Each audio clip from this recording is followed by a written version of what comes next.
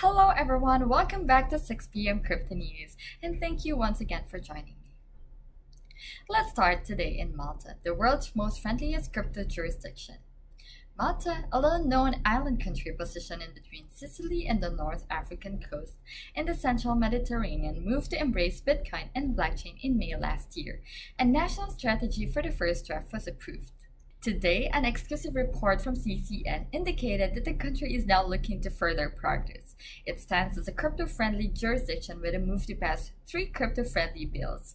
The country's prime minister issued a press conference earlier in the day where he revealed that the 3 bills are set to be passed into the law by the final reading of today's parliamentary proceedings.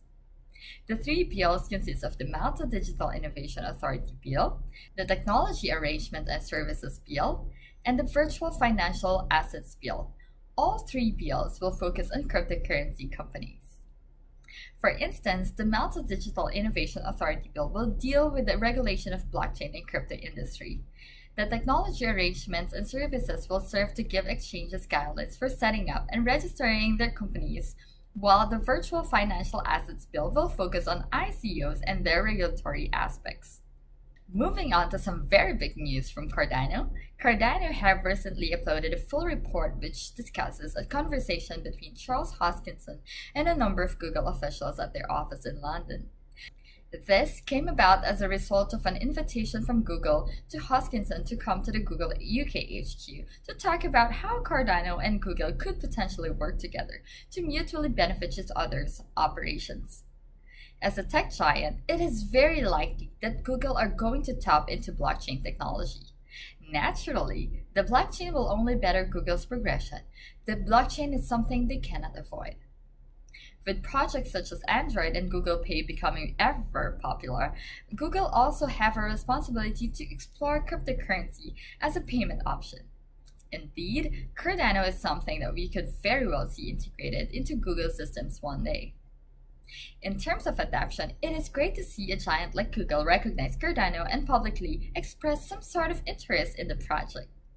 Okay, Google probably won't jump onto Cardano's technology tomorrow, and ADA isn't going to appear in our Google wallets anytime soon. But with Google clearly exploring this area, we can only expect other rivals teams to do the same thing. Likewise, other rival cryptocurrencies will be fighting for the attention of Google, so in terms of cryptocurrency adoption, this is fantastic news indeed. Switzerland is attempting to position itself as a hub for cryptocurrency activity. Surprisingly, it seems the country's policymakers are intent on bridging the gap between cryptocurrency and traditional banking. Depending on how the current situation evolves, cryptocurrency firms may soon have full access to traditional banking services. Although expectations are high in this regard, it remains to be seen how regulators will respond to the growing cryptocurrency industry in Switzerland. If companies active in the world of Bitcoin and altcoin are given fair access to conventional banking services, things will undoubtedly get very interesting for the cryptocurrency industry as a whole. Zug's finance director, Heinz Tandler, is confident that these changes will occur in the next few months.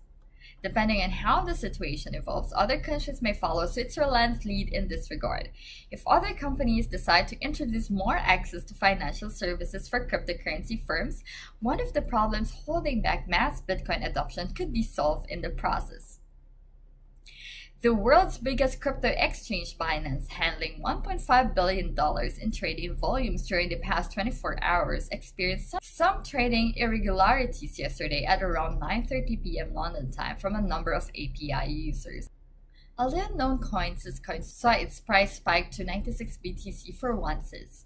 That's some $500,000 worth per Syscoin, which is currently trading at 2 cents. What exactly happened is unclear, but it appears that the API of some Binance users was exploited, with Binance now resetting all API keys and asking users to take care of their API keys going forward. To protect the future interests of all users, Binance will create a secure asset fund for users, or SAFU. Starting from 14th of July, they will allocate 10% of all trading fees received into SAFU to offer protection to all their users and their fans in extreme cases. This fund will be stored in a separate cold wallet. Whether simply resetting the keys will be sufficient remains to be seen, with just how this apparent vulnerability will be addressed unclear at this stage. But having funds locked in a cold wallet is a great first step. Today, we end our news in Bermuda. Government officials in Bermuda are making amendments to its Banking Act, which will pave the way for a new class of banks that will cater fintech and blockchain companies in the British Overseas Territory. The goal, according to a Finextra report, is to put Bermuda on the map as an outlier destination for fintech innovation. The move to have a special line of banks to handle blockchain came after local banks in Bermuda stopped giving banking services to blockchain and fintech companies. According to reports, local banks were concerned about regulatory issues and potential risks. To solve this problem, the government reportedly consulted with the banks on the potential amendments to the existing Banking Act. The Bermudian Premier and the Minister of Finance, David Burt, introduced the bill to the Parliament in hopes of improving the current virtual currency landscape in the country. Burt said that the new law would help new businesses that were frustrated by the situation. He further added that Bermuda plans to expand its economy and blockchain provides the country with a great opportunity for growth. Yes, more crypto regulation and legislation is always good. Anyway, it's time to say goodbye to all of you. Thank you so much for joining me today. If you like this video, don't forget to give us a thumbs up, leave a comment, and subscribe on our YouTube channel. Hope to see you again on Monday at exactly 6 p.m. Again, my name is Vicky and this is 6 p.m. Crypto News. Annyeong! Bye!